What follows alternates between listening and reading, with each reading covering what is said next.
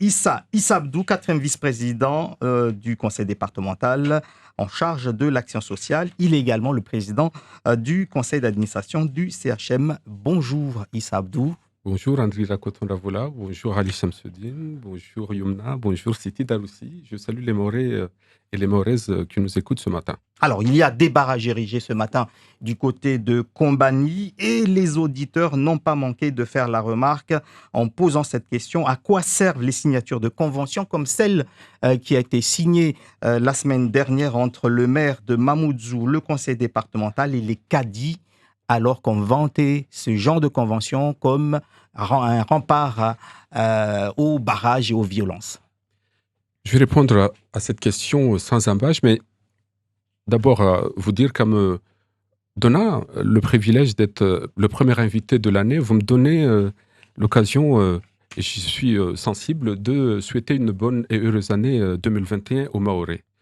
Aux Mahoraises et aux Mahorais puisse 2021 être l'année des vœux exaucés aux antipodes de l'année 2020 qui a été, comme vous le savez, une année compliquée et dont on n'a qu'une envie, c'est l'oublier. Pour le reste, et pour répondre à votre question, et plutôt que de l'apprendre par le seul prisme de cette médiation, et je vais y revenir, ne vous inquiétez pas, dire un mot sur l'insécurité au sens large, pour vous dire que la situation a atteint son paroxysme ici à Mayotte. Les vols et dégradations, les crimes et délits ont atteint un niveau inédit. Et rappelez-vous, Christophe Brousset, ce père de famille qui a été assassiné, nous sommes en 2016. L'imam de l'abattoir qui a été assassiné à plusieurs coups de couteau, nous sommes en 2018. Ahmed Mansouab, qui est ce père de famille de 39 ans qui était assassiné sauvagement, lâchement, à Msapéré l'année dernière, simplement parce que les voyous ont décidé que ça devait être ainsi. Et puis tout récemment, Mohamed Mouravili, dont je salue la mémoire ce matin, on pourrait prolonger la liste. Vous voyez bien que la coupe est pleine, et une fois qu'on a dit ça, qu'est-ce qu'on fait? J'y vois pour ma part deux approches. Une approche régalienne, parce que la question de l'insécurité, c'est d'abord la mission régalienne de l'État. Il faut que notre État protège les Mahorais. La France, disait le président de la République, c'est la sécurité. Il est temps peut-être que on joigne les gestes à la parole. L'amour, c'est bien, mais les gestes d'amour, c'est encore mieux. Il est temps que l'on fasse le bilan de l'opération Chikandra, dont on voit bien les limites par ailleurs. Il est temps que notre État, la France, sorte de la posture de l'appel d'air et accepte que Mayotte adhère à l'espace Schengen. Schengen, vous savez, c'est ce qui permet au séjour Made in Mayotte, vous savez, ces séjours qui font qu'on est bloqué à Mayotte et on ne peut pas aller ailleurs, et bien justement faire en sorte que ce territoire, si petit territoire de 374 km², respire. Et c'est ce qui permet, in fine, eh bien, de faire en sorte que nous adhérions là aussi à Frontex pour protéger nos côtes. Et donc, il faut que notre État fasse cet effort-là, parce que, encore une fois, il s'agit d'une mission régalienne avant tout. Mais concomitamment à cette démarche, et je réponds à votre question, il faut que dans toute la chaîne, tous les maillons de la chaîne, parents, écoles et les collectivités, et je veux saluer le rôle de la mairie de Mamoudzou qui a initié cette convention, mais qui auparavant avait mis en place les assises de la sécurité, eh bien, les collectivités ont ce rôle majeur à jouer, je pense, dans le domaine de la prévention avec les conseils locaux Mais est-ce que ça va garantir la fin des violences? Parce que c'est ça ce qui intéresse les Mahorais en ce moment. Je vais jusqu'au bout. Et pour nous, au conseil départemental, nous avons 3 leviers.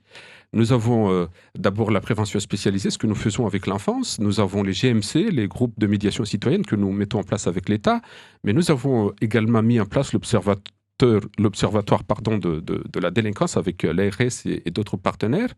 Et puis, c'est vrai, il y a les CADI, qui est un élément important. Les CADI, vous savez, la double loi de 2010 leur a ôté la mission juridictionnelle, si j'ose dire, et le décret de 2011 leur a accordé, ou leur a laissé plus exactement, que la mission liée à la médiation. Et c'est vrai qu'à partir de là, et c'est fort d'une délibération que nous avons prise, nous sommes en avril 2018, pour mettre en place le conseil cadial avec cette boussole qui consiste à à ce que ces cadis qui jouissent d'une autorité et d'un respect au sein de la société, eh bien, puissent être utiles. C'est comme ça que nous avons mis en place cette convention, d'abord à Tsingoni, et puis vendredi dernier à Mamoudzou, et qui en appelle d'autres. C'est tout le monde dans la chaîne, si on veut régler le problème, la mission régalienne pour résumer et pour faire court, et puis, c'est vrai, chacun dans la chaîne, chaque maillon de la chaîne qui doit jouer sa partition si on doit y arriver. Alors, Issa Abdou, vous avez rappelé, malheureusement, des comptes macabres. Vous avez oublié Frédéric Dachery. Voilà, ces têtes qui sont tombées, bien évidemment. Ah oui. Absolument. Et j'imagine que vous attendiez beaucoup de l'arrivée ici à Mayotte 2020, nous nous attendions tous, de cette délégation interministérielle, cette délégation avec, vous avez parlé de Dupond-Moretti, vous avez parlé de Darmanin, on nous avait parlé, j'allais mettre entre guillemets, ne serait-ce que du ministre des Outre-mer. Toutes ces personnalités ne sont pas venues et c'est là que les Mahorais attendaient d'avoir un début de réponse. Comment vous expliquez ce qui s'est passé? Peut-être pas la bonne personne, la meilleure personne à répondre à cette question parce que je ne gère pas l'agenda ministériel, les agendas ministériels comme vous le savez, mais de toute façon, et de mon point de vue, ce qui est le plus important, c'est de faire en sorte que on nous entende. Si des visites ministérielles, parce qu'il faut faire des visites ministérielles et pour rien annoncer, à mon avis, ça ne sert pas à grand-chose. Ce qui est important, c'est ce que je viens de vous dire, c'est d'abord que l'État convienne ou pas d'ailleurs, eh bien, prennent à bras le corps d'une manière sérieuse, concrète, cette question qui... Il n'a jamais pris ce sujet-là à bras le corps et sérieusement, selon vous alors? Attendez, vous avez un député européen qui vient devant votre micro et qui vous explique qu'il ne faut pas que Mayotte adhère à l'espace Schengen. J'ajoute, et je risque de me répéter, mais vous voyez bien que notre État, même s'il n'est pas ministre, mais enfin, c'est aussi le discours qui est repris par le gouvernement pour dire qu'il faut qu'il y ait cette exception mahoraise.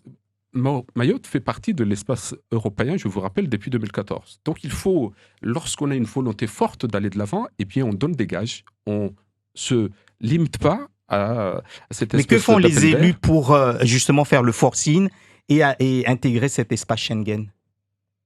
Ce que nous faisons en 10 ans, ce que nous voulons, c'est le sens de l'observatoire qui est un bel outil que nous avons mis en place. C'est la démarche qu'on salue encore une fois du maire de Mamoudzou. C'est le dire à tue-tête s'il le faut.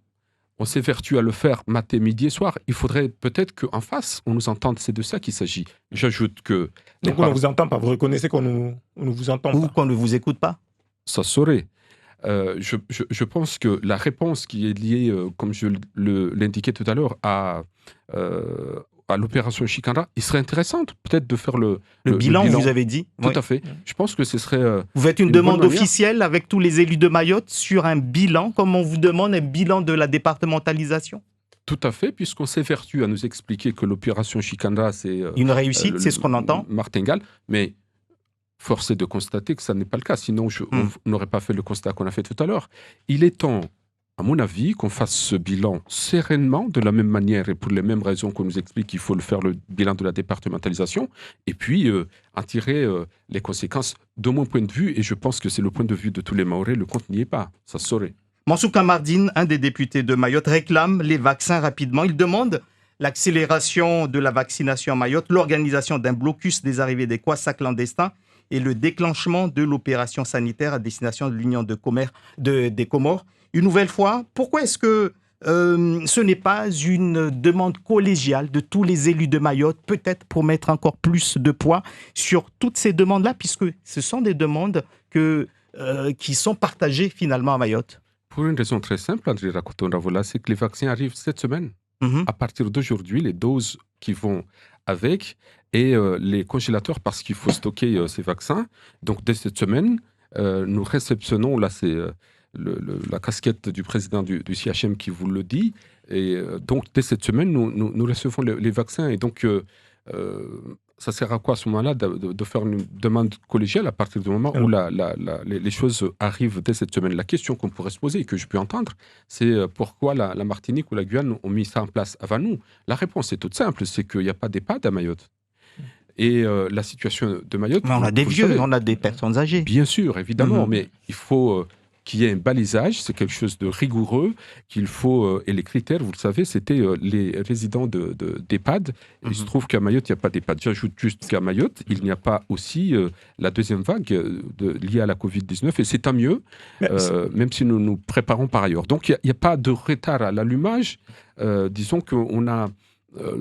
l'échelle des priorités, il y a eu d'autres territoires parce que, pour les raisons que je viens de vous indiquer, qui ont été servis en premier. Mais c'est tout. Justement. Dès cette semaine, l'opération va être enclenchée et toute la période qui a précédé, nous sommes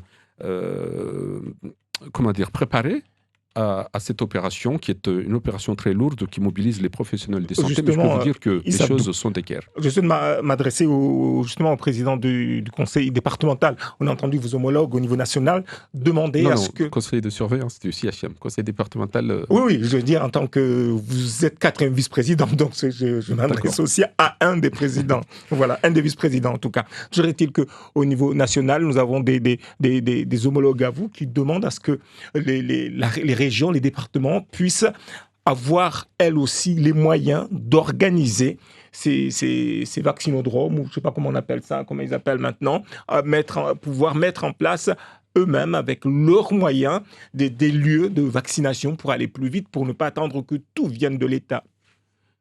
Mais avec l'ARS, nous travaillons à dessein. J'entendais tout à l'heure dans votre édition qu'il y a des centres de dépistage à l'abattoir, mais également à Mtsapéré, mais dans les centres de référence également.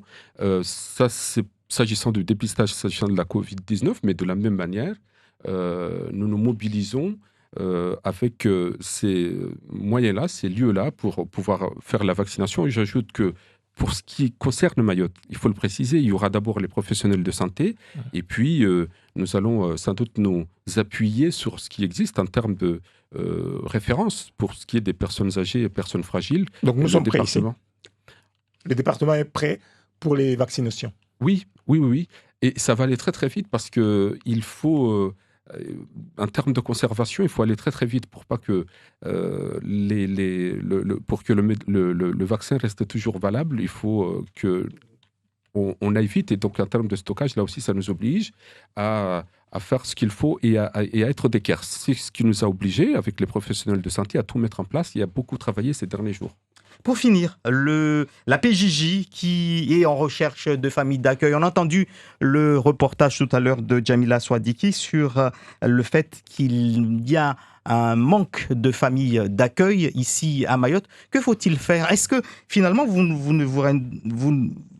finalement, est-ce qu'on ne peut pas dire que c'est parce que certains enfants placés devraient l'être plutôt dans des institutions spécialisées, parfois nécessitent peut-être des suivis psychiatriques, et que les familles ont peur dans le contexte de violence qu'il y a à Mayotte? Peut-être préciser utilement qu'il s'agit là des familles d'accueil bénévoles, contrairement aux nôtres qui sont des professionnels. Préciser également que ces familles d'accueil ont en charge un enfant par famille. Donc, là où, chez nous, c'est 3 enfants, 4 par dérogation en vertu de la loi. Et donc, mais pour le reste, ça reste une démarche utile et souhaitable parce que ça soulagera le département. Je précise aussi que souvent, il est pas rare que le département s'occupe des enfants qui ont de profil PJJ, simplement parce qu'ils n'ont pas été condamnés par la justice. Et donc, c'est heureux qu'il y ait ces augmentations de nombre de places par le truchement des familles d'accueil. Il faut aller plus loin. Il y a un centre éducatif renforcé à Mromou qui n'a que 8 places. Il faut aller plus loin. Je suis de ceux qui pensent qu'il faut également un centre éducatif fermé pour qu'il y ait vraiment cette alternative à la prison. Mais au-delà de ça, moi, je dit qu'il faut que nous revoyions vraiment l'ordonnance de 45. Que dit cette ordonnance? Un mineur, jusqu'à 13 ans, mettons comme ça, ne peut pas être condamné, c'est un débat que nous avons avec des professionnels de la question, parce que c'est un mineur. Moi, je dis la chose suivante. Un mineur qui commet un crime, ce n'est pas un mineur. Pardon de vous le dire, c'est un criminel. Là, c'est un débat philosophique. Oui, non. Juridique que vous êtes en train d'ouvrir. C'est l'ordonnance de 45 qui confie. Vous voyez bien que les faits de violence qui sont décrits souvent ici à Mayotte sont très justement le fait des mineurs, et on voit bien qu'il y a un souci. Et donc, il faudrait que la loi soit revue, en tout cas adaptée pour qu'elle soit vraiment efficace ici à Mayotte. Sinon, on tournera en rond. Et ça, c'est comme tout ce que je viens de vous indiquer, le fait de l'État qu'il faudra là aussi qu'on mette en place certaines choses pour qu'on soit plus efficace ici à Mayotte. Merci Issa Abdou d'avoir été l'invité de Zakoli. Vous restez